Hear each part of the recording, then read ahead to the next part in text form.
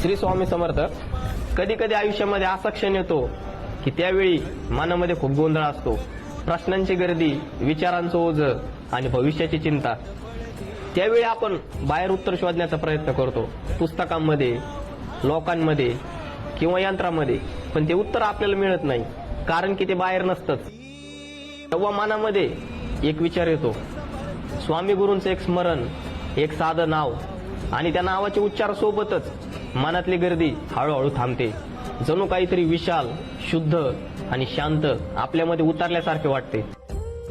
क्षणभर सगळं थांबलेलं वाटतं. आवाज, विचार, मनातला गोंधळ.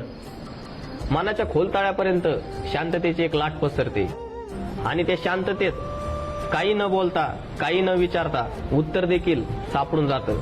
ते उत्तर शब्दात नाही, त्या अनुभवात आहे. आणि त्यामागे आहे केवळ एक भाव, तो म्हणजे श्री स्वामी समर्थांचं स्मरण. श्री स्वामी समर्थ. जगण्याला मोल येई भक्ती तुझी तारते.